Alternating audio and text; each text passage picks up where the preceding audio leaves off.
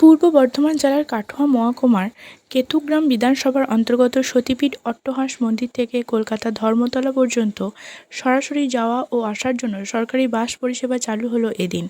কেতুগ্রামের সতীপীঠ অট্টহাস মন্দির প্রাঙ্গণে বর্ণাঢ্য অনুষ্ঠানের মাধ্যমে সরকারি বাস পরিষেবায় শুভ উদ্বোধন করেন কেতুগ্রাম বিধানসভার বিধায়ক শেখ শাহনাজ।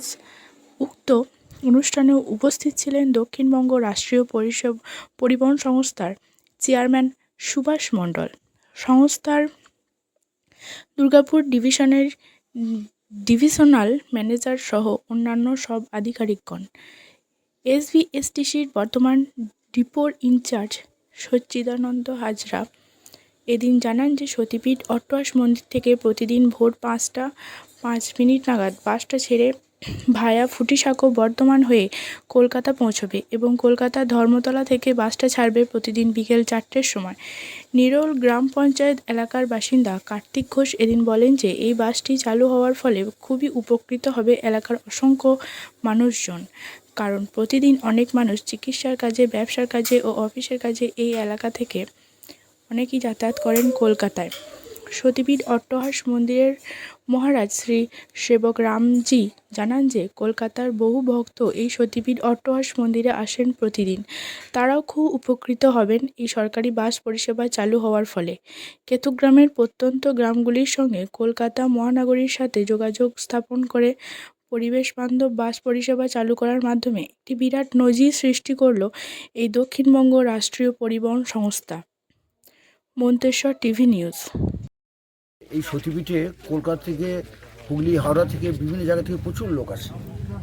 সেই লোকগুলো কাটোয়াতে থাকে, তারপর ঠিকমতো কমিউনিকেশন পায় না, বিভিন্ন বাসে আসা তাদের অসুবিধা হয়।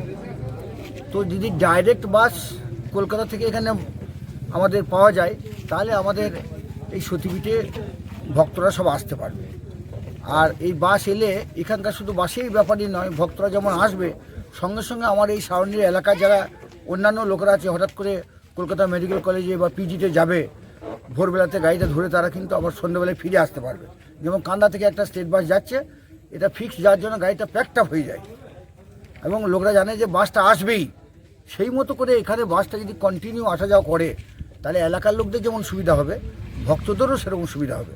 এবং যদি দেখা যায় বাসটা খুব ভালোভাবে চলছে, এলাকার লোকরা সহযোগিতা করে, আর আমাদের সরকারি বাসে ভাড়াও খুব বেশি নয়, সরকারি বাসে যেমনভাবে ভাড়া সেরকমই থাকে।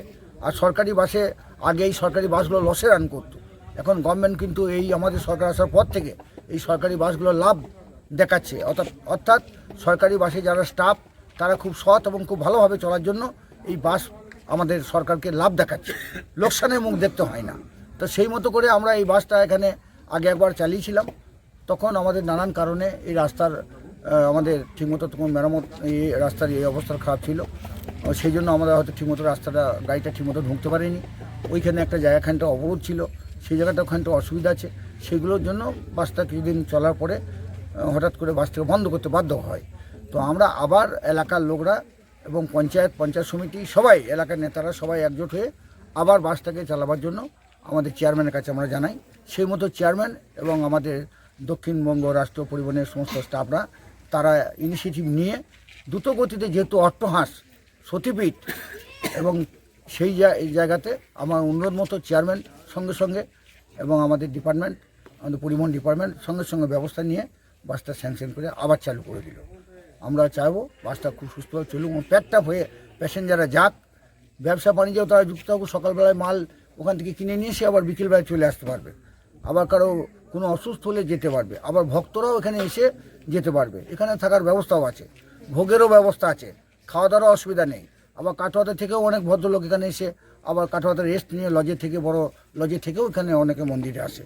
তো এই বাসটা চললে আমাদের এলাকা প্রচুর উপকৃত হবে, সেই ভেবেই আমি চেয়ারম্যানকে বলে আবার বাসটাকে চালু করার ব্যবস্থা করলাম। নিঃসন্দেহে এলাকার লোক উপকৃত হবে।